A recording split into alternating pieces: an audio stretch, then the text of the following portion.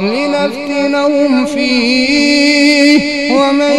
يعرض عن ذكر ربه يسلكه عذابا صعدا وأن المساجد لله فلا تدعوا مع الله أحدا. بسم الله الرحمن الرحيم. قل أوحي إلي أنه استمع نفر من الجن فقالوا إنا سمعنا قرآنا عجبا يهدي إلى الرشد فآمنا به ولن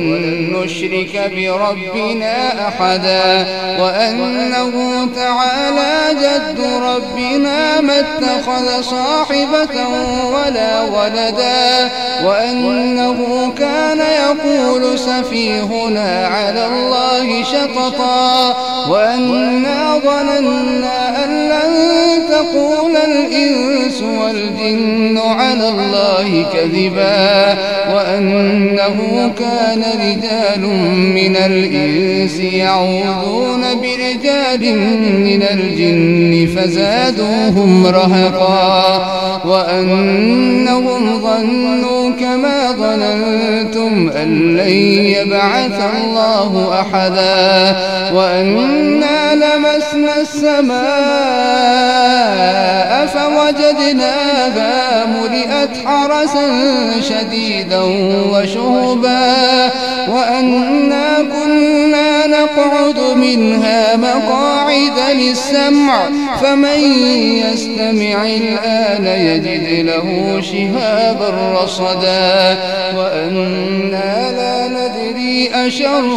أريد بمن في الأرض أم أراد بهم ربهم رشدا وأنا منا الصالحون ومنا دون ذلك كنا طرائق كددا وأنا ظننا أن لن نعجز الله في الأرض ولن نعجزه هربا وأنا لما سمعنا الهدى آمنا به فمن يؤمن بربه فلا يخاف بخسا ولا رهقا وأنا منا المسلمون ومنا القاسطون فمن أسلم فأولئك تحروا رشدا وأما القاسطون فكانوا لجهنم حطبا وأن لو استقاموا على الطريقة لأسقيناهم ماء غدقا لنفتنهم فيه ومن يعرض عن ذكر ربه يسلكه عذابا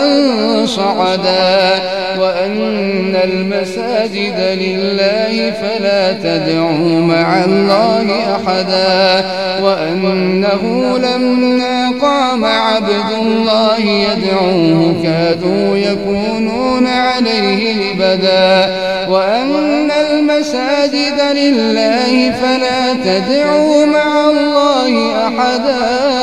وأنه لما قام عبد الله كادوا يكونون عليه لبدا قل إني لا أملك لكم ضرا ولا رشدا قل إنما أدعو ربي ولا أشرك به أحدا قل إني لا أملك لكم ضرا ولا رشدا قل إني لن يجيرني من الله أحد ولن أجد من دونه ملتحدا إلا بلاغا من الله ورسالاته ومن يعص الله ورسوله فإن له نار جهنم خالدين فيها أبدا حتى إذا رأوا ما يوعدون فسيعلمون من أضعف ناصرا وأقل عددا قل إن أدري أقريب